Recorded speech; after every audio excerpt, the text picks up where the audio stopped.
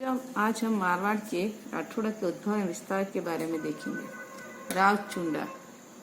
राव चुंडा विरमदेव का द्वितीय पुत्र था, जिसने कालांतर में मंडोर को जीतकर वहां का राव बना और वहां का शासक बना।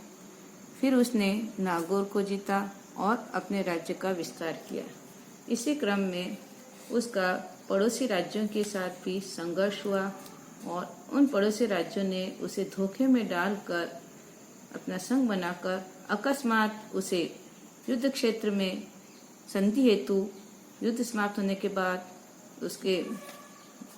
उसे मिलने के बहाने बुला करके अकस्मात घेरा डाल करके रावचुंडा के ऊपर आक्रमण कर दिया और जिससे 15 मार्च 1423 को उसकी मृत्यु हो गई थी।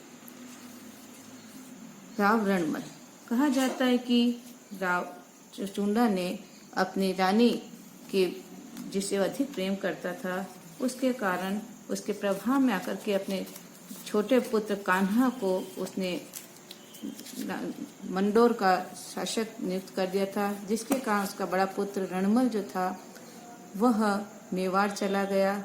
वह अपने साथ अपनी बहन हंसाबाई को भी लेकर गया। वहां जाकर के राणा के समक्ष उसने अपनी बहन के विवाह का पीला नारियल रखा। उस समय राणा लाखा का बड़ा पुत्र चुंडा के साथ उसका विवाह करने का प्रयोजन था। कहा जाता है कि इस पर राणा लाखा ने मनोविनोद से कहा, हम वृद्धों के लिए अब पीला विवाह का नारियल कौन भेजता है, जिससे राव चुंडा को यह आभास हुआ मेरे पिता भी विवाह करना चाहते हैं। उन्होंने राव रणमल से आग्रह किया कि अपनी बहन का विवाह वो उनके पिता लाखा से करा दे। तब राव रणमल ने कहा कि मेरी बहन से उत्पन्न जो पुत्र हो वह मेवाड़ का शासक बनेगा।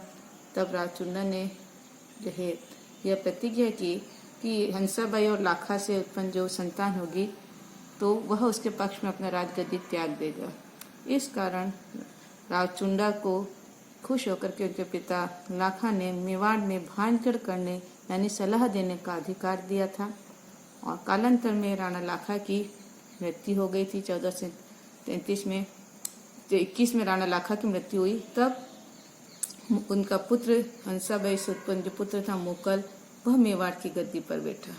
महाराणा मोकल ने अपने शासनकाल में मेवाड़ के विस्तार के लिए काफी प्रयास किया और कालांतर में 1433 में महाराणा मोकल की उसके चचेरे भाई जो थे पासवानिया भाई चाचा मेरा और उनसे मिला महपा पवार था, उन्होंने अचानक उसके ऊपर आक्रमण करके उसकी हत्या कर दी। उस समय उनका पुत्र महाराणा कुंभा जो था वो उस समय शिविर में ही था। वह वहाँ से भागकर चित्तौड़ पहुंचा और उसकी सहायता के लिए रणमल को बुलाया गया और रणमल ने फिर कुंभा के विरोधियों का जो है दमन किया और उसकी सत्ता को स्थापित करने में सहयोग प्रदान किया। इस समय राजदादी हंसाबाई को यह आभास हुआ कि रावचुंडा जो है मेरे पोते जिसकी आयु कम है वह उसकी हत्या कर सकता है, इसलिए उनमें आपसी मतभेद बढ़ा और रावचुंडा अपने भाई छोटे भाई राघव देव को चित्तौड़ छोड़ करके अपने अन्य भाई के साथ मांडू चला गया था। और कालांतर में राव रणमल ने मेवाड़ में राठौड़ सरदारों को भिन्न पदों पर नियुक्त कर दिए, जिससे सिसोदियाओं को यह भय होने लगा कि यहाँ पर राठौड़ों की शक्ति और प्रभाव बढ़ जाएगा। इसलिए फिर उन्होंने उसके विरुद्ध षड्यंत्र करना प्रारंभ किया। इसी बीच राव रणमल ने राघव देव का वध कर दिया। तब मेवाड़ के सिसोदियाओं ने रावचुंडा को मांडू से बुला लिया और 1438 में षड्यंत्र करके उन्होंने राव रणमल की हत्या कर दी थी। उस समय राव रणमल जो पलंग पर सो रहा था और उसकी दासी भानमल्ली थी, उसने जो है शराब पिला करके उसे नशे में पलंग से बांध दिया और फिर उस पर आक्रमण करके उसकी हत्या कर दी गई।